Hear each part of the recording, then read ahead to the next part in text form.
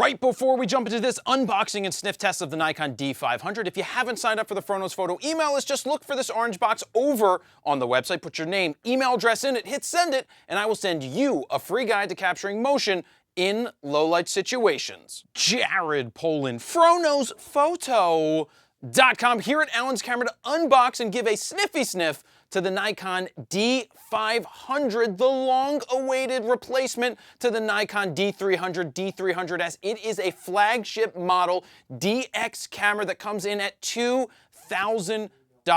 That's right, it's a $2,000 crop sensor camera when the lowest end Nikon D610 is coming in around $1,300 and the Nikon D750, which is a full frame camera, comes in around $2,000 as well. But let's unbox this, give it a sniffy sniff, turn it on, and talk about it myself. So we have the warranty card. This is number 1437. It is a low number. We have the English manual. We have the Española manual. I will not be reading either of them, probably. This is mine. I did purchase this one. Let's go through the box and see what we have. We have a USB 3.0 cable. We have a D500 strap. We have a battery McBattery-a-sin. We've got the charger. Goes into the wall, or does it come with a cord? I need to put the knobber on it. So here's the knobber for the US plug, goes right there. Get that out of the way. Then you have an angle adapter thing here for the for keeping your cord. It's kind of like a tether tools thing, the jerk stopper. But this is what you guys really care about. This is the D500 body. Let's take a look and let's give it a sniffy sniff. So this is a 20.9 megapixel camera that's doing 10 frames a second. That is what people are very interested in, because who is this camera for? Well, this is a well-rounded camera for almost anything. Great for nature, wildlife, sports, landscapes, portraits. It is the top of the top of the top of the line of DX cameras that Nikon makes, and honestly, it feels great in the hands. It's a bigger body than what you're going to find in the D5500 and the D7200. It feels at home. You could also get a vertical grip, which aren't out in stock as of now, but that would make it so that you could shoot vertically. Now, you got to remember, this is a 1.5 times crop factor camera, so any lens that you put on it, multiply it by 1.5, and you have to decide, are you going to buy DX lenses? Are you going to buy FX lenses? You're going to buy a little bit of both, depending on what you plan on doing with your photography, but it smells like 7 years in Rikers prison. That's because people have been waiting a long time for this body, but it really does feel nice in the hands. It's pretty light. What you have is, I said it, the 20.9 megapixels, the 10 frames a second, the 3.2-inch touchscreen, the 4K video recording at 29 minutes and 59 seconds, which Nikon has not done that at any of the highest, yeah, 2959, you could do the 1080 at 24 frames and get 2959. None of the Nikons have done that before at its highest quality. On the side here, Wi-Fi and NFC, that's new. You also have 2 card slots. One is an XQD and one is an SD card. Here's the cards that I personally use. This is a 64 gigabyte Lexar XQD card. This is the 2933X card, and this is a 2000X 64 gigabyte SD card. If you're gonna get cards, get better cards, because the last thing you wanna have happen on your photo shoots or video shoots is to have a cheap card go bad. These cards aren't terribly too expensive, especially when you're putting them in a $2,000 body. You can't risk putting crappy cards in your camera. That's why I use these Lexar Professionals. That's what you get right here. On the back, you have your 3.2-inch touchscreen. At the show, they were showing me how much better this is. You could flip this all around and how sturdy it is onto the back of the camera. That's pretty cool. Actually, you know what this works as right here? This may be the best camera for the wind tunnel test.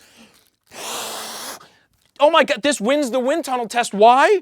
Because the wind just blows off the back of it and just blows over the top. That is a win. Oh my God, that's a win. Oh, and it comes with this plastic. Being that this is my camera, goodbye plastic. I don't need you. I got to get you off the camera.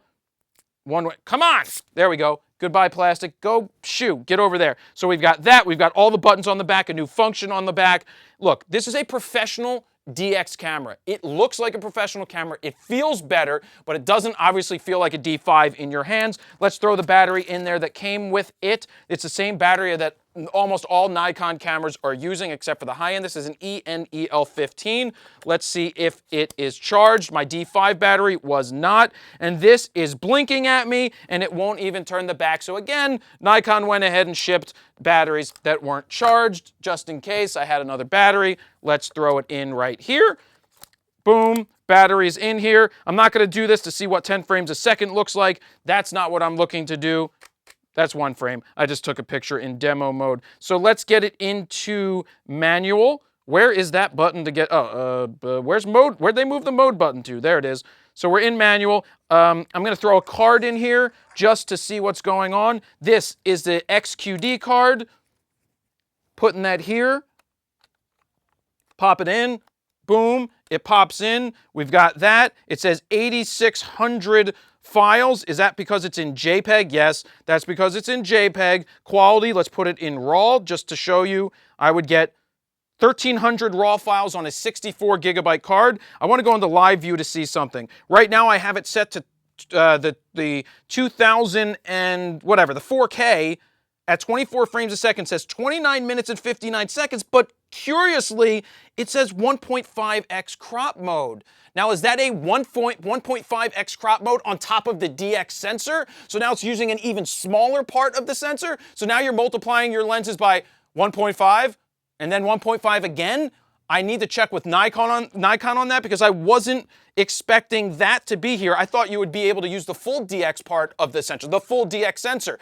I don't know, that could be an issue, not major an issue, but it's a pain in the ass when it comes to wide angle. By the way, I will be doing a full real world review at a later date to put this through its paces and not just talk about it. We'll actually use it and supply you with real files. But in the meantime, I'm gonna have to ask Nikon about that. But it does 29 minutes and 59 seconds of 4K with the 1.5x crop factor, which I think is on top of the 1.5x crop factor also. It has 153 autofocus points, which is what the D5 also has, but in its crop sensor, the focus points probably go all the way to the edges, which is awesome. That's what makes this a great nature camera, a great sports camera. You're getting a little bit of extra reach. It's not as expensive as a D5. You could buy three of these instead of one D5. But again, is this a body that becomes a backup to a Pro? Is this a great wedding camera? Is it a portrait camera? Is it a sports camera? I think this is one of the most well-rounded. It was also one of the most anticipated cameras. We honestly didn't know it was coming. They threw it at us one day and said, here it is, D500. What do you guys think? Is this the best camera out there for somebody starting out today? Is it better to go with the DX than the full frame? I'm torn, of course. I like my full frame. Oh yeah, ISO capabilities, 51,200 natively and 1.64 million in high, whatever the highest high is.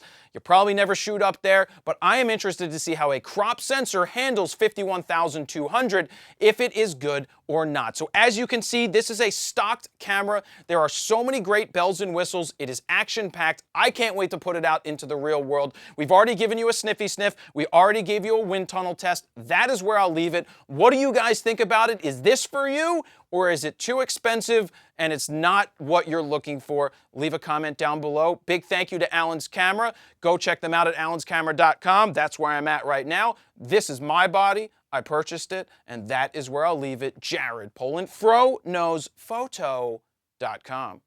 See ya.